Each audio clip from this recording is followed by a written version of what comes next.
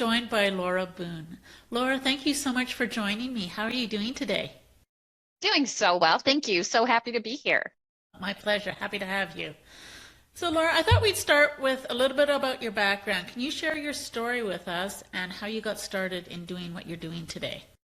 Absolutely. So today I am a speaker, a consultant, executive coach, and I work primarily with organizations and individuals that are working on navigating change. So we focus on the human side of change. And so um, a lot of times we'll find that that is environmental. So I talk about four types of change: the change you choose, the change around you, the change you don't choose, and then the change you didn't make. So those are the four types of change that we talk about. But really what I find is that working with organizations and small business owners, solopreneurs, that type of thing, on understanding how the brain is playing into the changes that people experience really help people to get a sense of control and empowerment during times that might feel a little kind of wonky and crazy to them. Come to this, my background was originally, I've kind of been all over the place, but started out in financial services way back in the day, got into education, was a classroom teacher for about 5 years,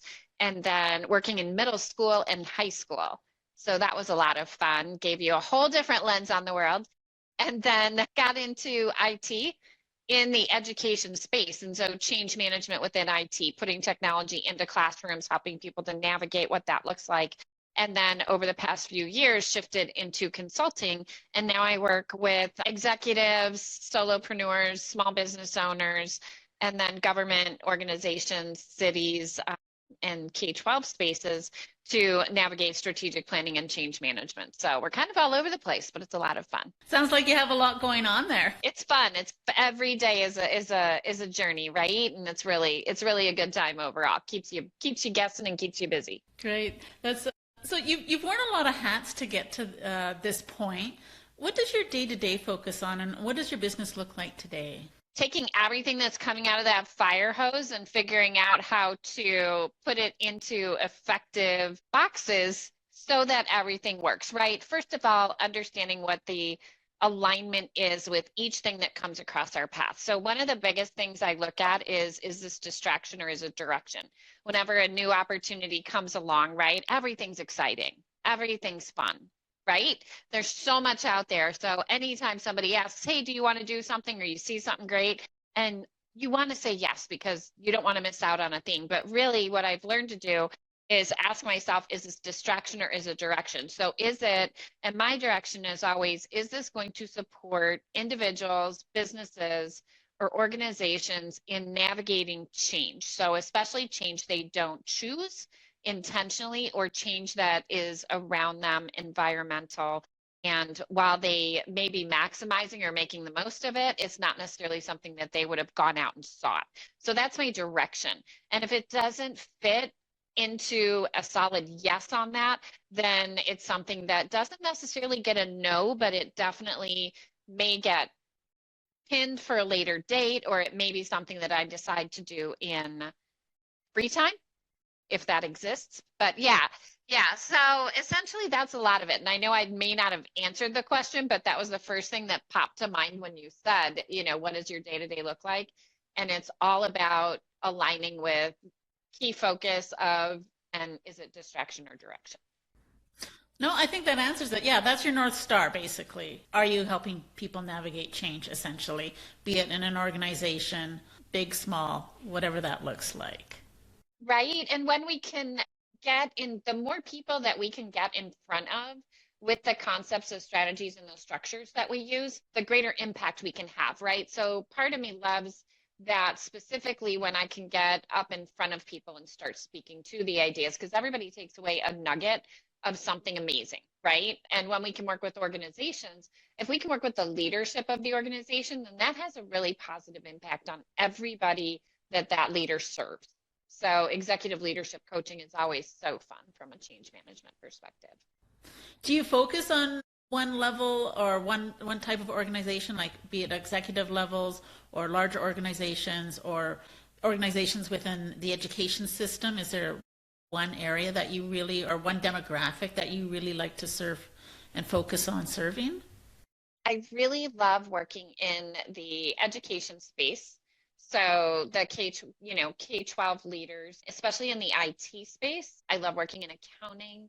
A lot of times it's because I love working with people who tend to be a little bit more linear in their thinking processes, because once we take these ideas that somehow sometimes kind of seem like they're a little bit out there, you know what I mean? Like, oh, breathe. If I go in front of, and my favorite was the first time that I went in front of a group of IT leaders, and I was literally teaching a workshop on self-care. And I called it, self-care as a staffing retention solution. And it really is, right? I mean, if we encourage the people that we support and lead to take care of themselves, we have lower incidence of, sickness, illness, calling out, blah, blah, blah. Anyway, but the point of this one was I went in, and one of the first things I did was took them through a breathing exercise. And I was terrified, right? Absolutely terrified, because I was positive they were going to be like, okay, this chick's crazy. Like, get her out of here. But when I showed them the science behind it, right? I could show them the data. I could show them the science, like what's actually happening in the body and the brain when you are breathing and why that supports your staffing retention objectives. They were like, yeah. And I have one woman that she's a CIO of a school district out here. And she said, legit, the first time you said this, like when you first said that, I thought you were nuts. And then after you had us do it, she's like, I actually thought about it. And I said to myself, this is probably the first time I've taken a deep breath in 5 years. And so when we can tie the logic and the science to these things that we're asking people to do, it's just so much fun to see them go, oh my gosh, that's a great thing. Yeah. Whereas before they'd poo-poo it. It's not so ethereal. There's foundation and data, like you said. So people seem to grasp that a little bit more, and then they have the empirical data when they experience it to sort of back that up. Exactly. We tie that together. And sometimes we miss that piece because we get really passionate about our work. We know why we're doing it. You know what I mean? And then also working with like sales execs.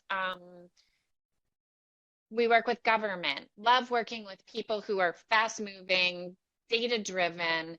If you put that, so it's more of a personality style than an industry that I really loved. I love that. That's beautiful. So if we switch gears just a little bit and focus on your business, the business aspect of what you do. Now we know that, no journey, especially the entrepreneurial one, is without its challenges. I'm sure you've had a few along the way. What is something that surprised you or challenged your assumptions?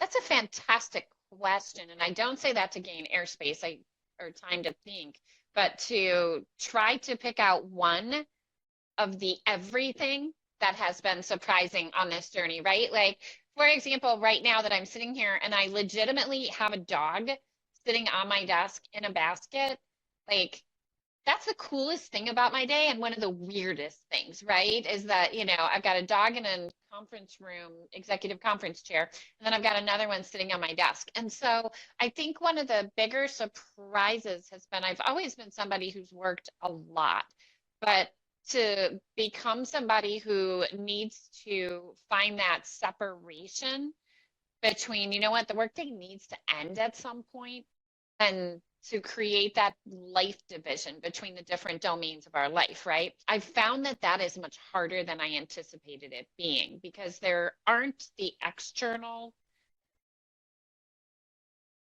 guideposts, right? Or, frameworks or anything that's being imposed upon us.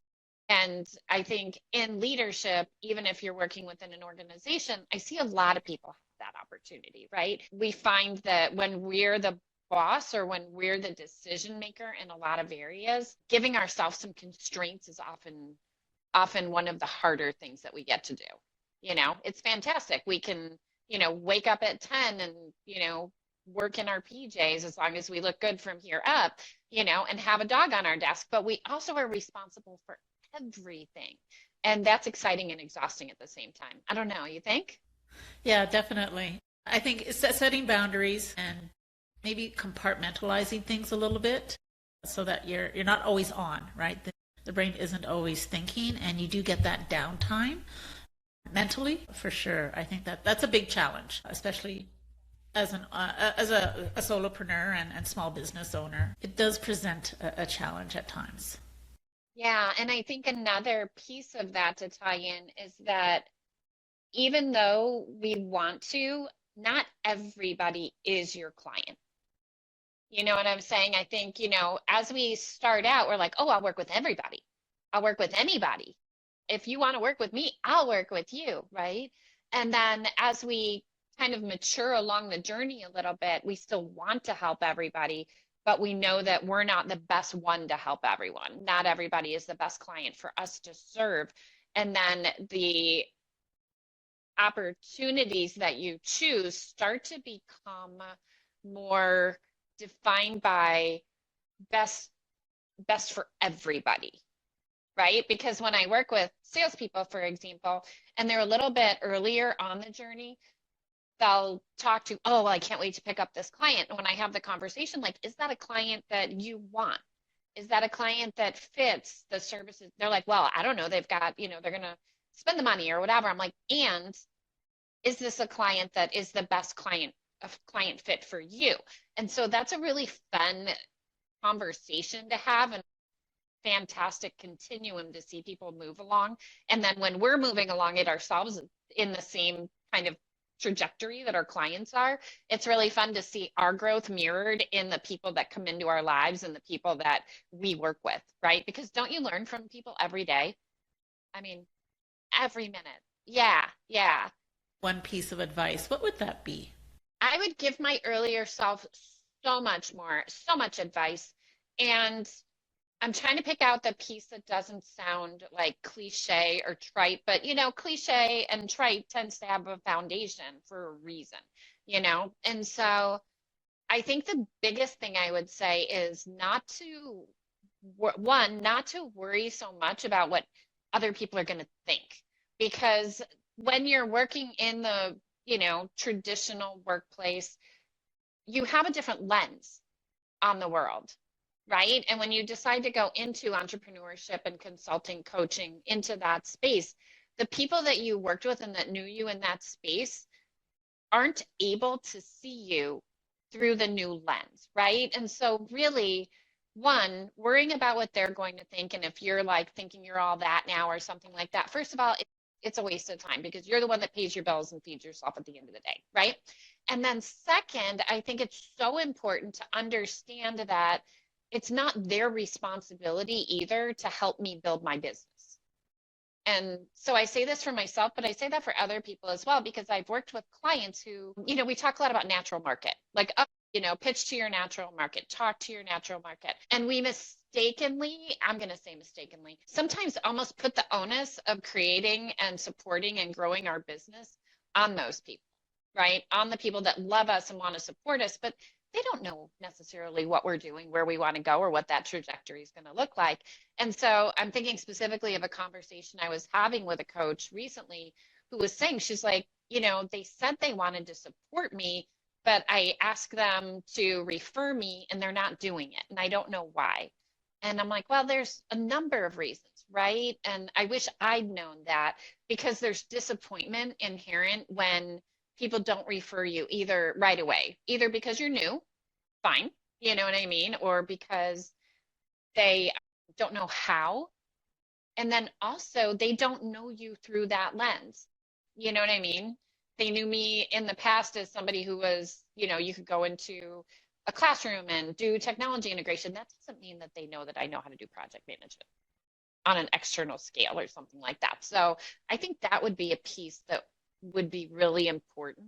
So the two, one, don't worry about what other people are going to think because again, like I said, you're paying your bills and you're feeding yourself. And then second, not to expect, don't put that on the relationships that are so important to you of having people build your business for you. You know what I'm saying?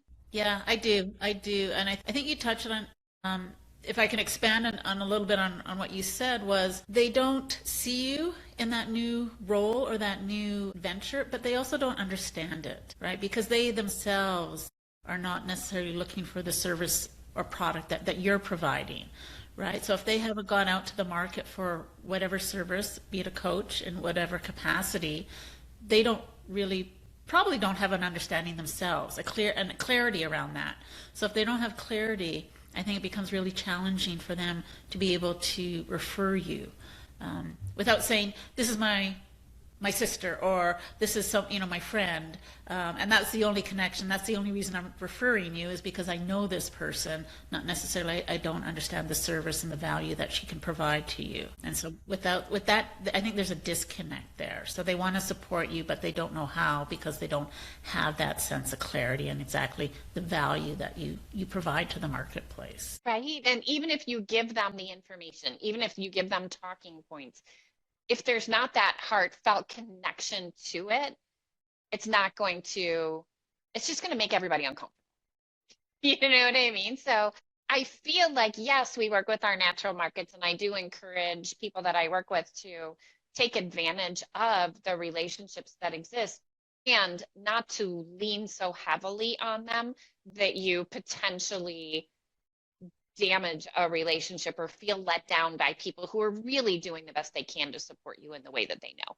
What would be a win or one of your proudest moments that you could share with us? These are always harder questions, right? Because we're harder on ourselves than anybody else on the planet would ever be. And we've been so enculturated not to brag on ourselves, So, oh, I can't say what I'm proud of. But I think my favorite thing, and this is one of the small things that's the big things. I had a woman that I work with who I used to be terrified of, absolutely intimidated by her. She was amazing. One of those phenomenal professionals who just lights up a room, and you kind of, if you have any insecurity at all, you kind of shrink into yourself because you're like, I'm not as quite as cool. And got to know her, and then she literally I worked with her, we did some coaching together, and she said, and she recorded it, so I have it on a recording. She said, you changed my life. And it went from being somebody I was terrified of to somebody who said, you changed my life. And we know I didn't change her life. We know that, right? It was her doing the work, making the changes, using some of the tools that I offer. But to take that, from, oh my gosh, I'm so intimidated by her, to her saying, you know what, you changed my life, was probably one of the coolest things that I've ever experienced. And then the other was, I host a Women's Leadership Day called Elevate. It's local here in Arizona. It's 40 to 50 women. And recently I had the opportunity to kind of keynote it, you know what I mean? Like, I started the day and I talked about this concept of dignified vulnerability, that is sort of my way that I've decided to live my life. And it's a lot about being willing to show vulnerability, but in a very dignified way. If we can call me dignified, I'm working on that part. But to have the opportunity and to see the people in the room as I gave that talk. For me, it was really hard to be vulnerable like that. And to see, that was one of my proudest moments too, was when the women in the room came back to me later and they were like, that's fantastic. That's exactly what we need to hear. We need to hear more of that, about the idea that women support women the most when we are willing to be just a little bit vulnerable, to kind of pull back the mask that we all tend to wear, that we all got it together. You know what I mean? And not to do it in like a, info dump way. We don't need to all tell every single piece of our story, but to, admit that, like, right now I'm wearing yoga pants and slippers. Like, you know what I mean? That's kind of the way things go. And if we each take that step a little bit each day to just be a little bit vulnerable, to show that we don't have it, that we're all growing, beautiful, amazing works in progress, while at the same time, yes, we absolutely have it together. I think that's really cool. So that was my second proudest moment. So one was a couple of years ago. This one was really recent. Thanks for asking. No, I think that's great. And I think on that, point of being dignified and vulnerable, and I think the more we show up as that, it enables, or it gives other people permission to show up the same, right? It's again, it's that mirror principle as well. If we, show up where we pretend we wear this veneer where we're perfect, or there's nothing going on, or I'm not wearing my yoga pants and my slippers today, and I'm dressed to the nines, then the expectation is, I think, that we take, especially as women, that we should show up the same way. And so when we change the narrative and we have that dignified vulnerability, that story, that little opening, it shows people that, oh, okay, I don't have to be perfect, and I'm still accepted by not being perfect, whatever perfect means. But yeah, yeah. Absolutely. And I think you hit it exactly. The big piece of that is I don't have to be perfect to be accepted, because what we end up, and I tell the story of, I used to see all these women who just, I thought they were so perfect and they just had it all together. So really, I didn't even try, because there's no way I could meet the, standards that these women are walking around with every day. And it took years for me to actually get to know them, to really start coaching, start, women in IT, women at the executive level who are in primarily male dominated spaces, to understand that every single one of them is just as messy on the inside in the most perfect way. And I was like, man, if I'd known this 20 years ago, life could have been much easier, right? And so that's when I decided that day, I'm like, every single day, I'm going to forgive myself for not being perfect as soon as I wake up. And then the second thing is, once a day, I'm going to show another woman, some sort of, not that I don't have flaws apparent everywhere, but to be intentional about showing that there's a lot of imperfection, not in a, drop everything on you way, but, in a sent that email to the wrong person way. I can't believe I did that. Because then over time, it'll make it where all of us are more willing to, like you said. And it just shows that we're all human, right? And we are flawed. We make errors. We make mistakes, and that is okay. And so, yeah, I love that. I love that. Yes, it is. Yeah, yeah. And I think it's dehumanizing, I think, to be imperfect. Or sorry, to be perfect. It's dehumanizing to be perfect. And to be imperfect is more a humanizing aspect to that whole conversation and to just showing up and connection. Absolutely. And it's so lonely to try to be perfect all the time, right? Like if I can't show up until I'm perfect, I'm pretty much staying home, right? I'm not going anywhere. Laura, what's the number one thing you wish you learned a little earlier around leadership? Um, I'm going to say that, but we've already kind of spoken to that. The idea that they don't have it any more together than the rest of us. But also, I think one of the things about leadership that I loved when I learned is the difference between leadership and management, right? That's one, is that as leaders, we are, holding space, as we know, for the people, if we're on an org chart, up, down, sideways, for everybody around us to feel safe, to be their best and favorite self, right? And if we don't do that as leaders, then we're not doing our job, right? Just because we're managing an experience or managing an environment, it doesn't mean we're leading it. And actually, it could be the very much the opposite, right? When we manage, sometimes we miss out on the opportunities to really lead. And leading is more about letting go of control than it is holding on. And that's a hard lesson, right? Because letting go can be really scary, because especially when you own the output or the outcome at the end of the day, letting people be themselves and grow and think and do for themselves, especially if you're a little bit like, I don't know, type A. I don't want to say type A in a bad way. I'm not saying in a good way, but it can be a little bit of a opportunity, right? So that would have been something cool to know at like 12. Right, 20, 25. Yeah. Because we just get ourselves into these positions where we have the greatest of opportunities to lead at any level. And I think that's also true, right? Because leadership isn't positional, right? We lead, and leading up. That's one of the concepts that I love to teach, is the idea of leading up, supporting those that you support through your behavior, through your decisions, through your actions, and through modeling what it can look like. And then really when we're leading up, understanding what our leadership needs in order to feel safe giving the space, right? So for example, if we've all worked with, for, or been at some point like a micromanager to a degree. I don't think anybody's escaped being it, doing it, experiencing it, right? If we have somebody who is micromanaging, they're a manager at that point. They're not leading, even if they have a leadership position, but they've dropped out of a leadership role and into a management role. And the understanding that once we can help people to understand, and what I learned was that that means that that person is somehow not feeling safe, right? And I talk about secure, aligned, familiar, and empowered. So I'm literally talking about, brain, fight, flight, right, et cetera. And so when we can come at it from a data perspective as somebody who's being led by somebody else or managed, it really helps us to take the data from the drama, and then we're not as reactive. And so we could be more responsive in whatever environment we're in. So yeah, that was kind of all over the place, but you asked such a great question that I have like 17 answers. No, I love that. I love it. I love it all. Because I don't think it's multifaceted, right? It's not just one thing. It's a bunch of things, and I think you explained it very well.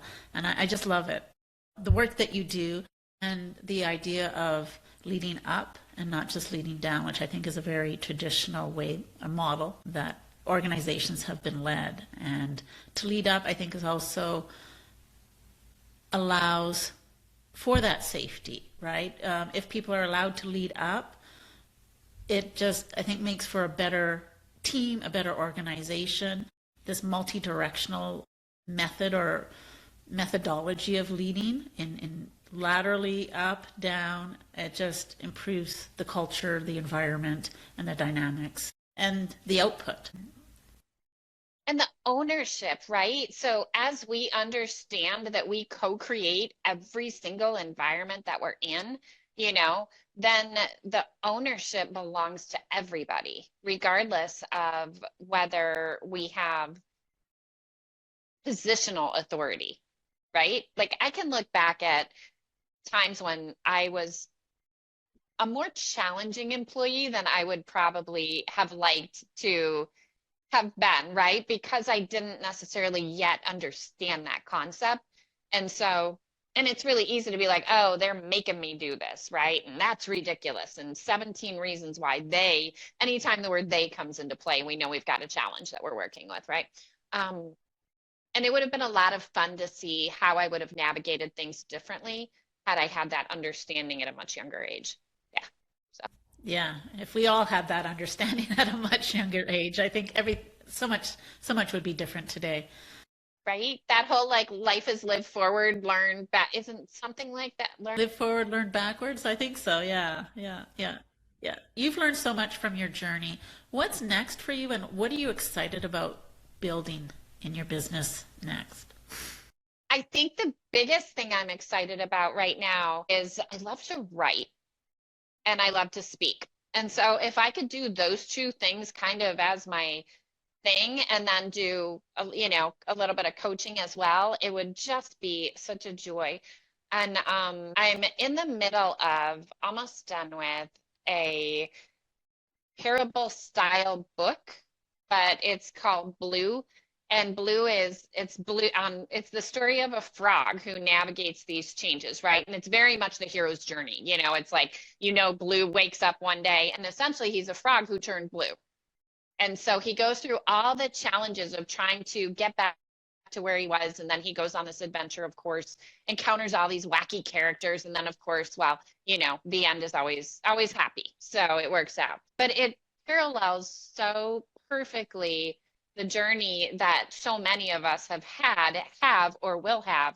And, the journey that I had, that I'm having so much fun with it, that's the thing I'm the most excited about. And then also just continuing to bring to people the ideas behind what I call the brain safe approach, and bringing the understanding of the organizational cognitive neuroscience behind why people do what they do.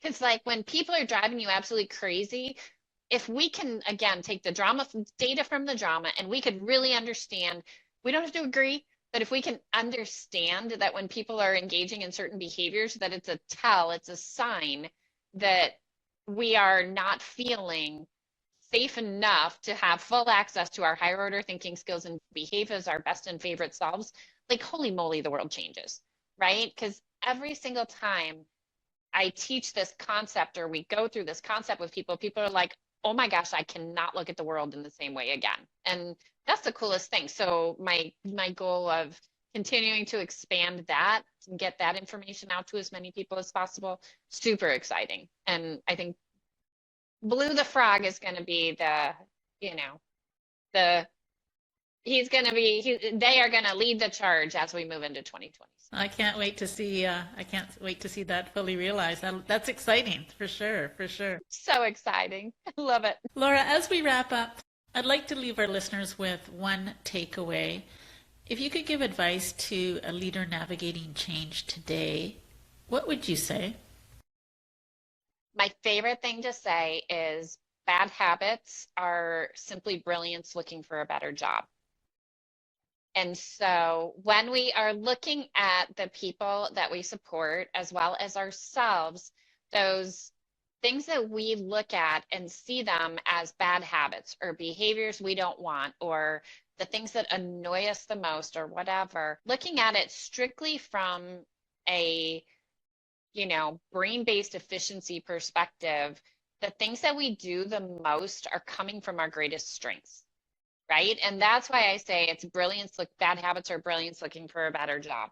Because when we can understand that bad habits are being supported by strengths and we can learn to redirect them and we can help people redirect them, it takes, again, the data from the drama and it really helps us to respond instead of react. So always I say, bad habits, brilliance looking for a better job. And it's our job to help them find that better job for that brilliantly bad habit. So I don't know if that's helpful, but I love it.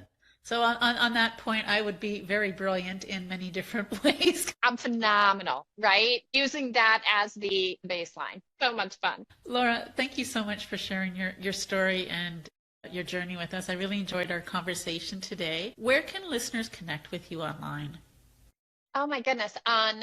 Thank you so much, because this has been such a fun conversation, and thank you for all the opportunity to talk about the things that I love so much. I can be found on Facebook, LinkedIn, Instagram, TikTok. I am at the Laura Boone, so THE Laura Boone, BOONE, and then my website is thelauraboone.com. So lauraboone.com is too expensive to buy, so I've got the THE in front of it. Yeah. So I would love to visit with everybody on any of the socials and check out the website, and I'd love to talk more. Yeah. That's great. We'll have the links in the show notes for sure. And thanks again so much for joining me on the Leadership Lab. Really enjoyed having you here today. Anytime. I've loved our conversation. Thank you so much. Yeah. Thank you for spending your time with me today on the Leadership Lab podcast. My hope is that this conversation sparked a new perspective or reinforce something you already knew. Until next time, keep leading with curiosity and intention.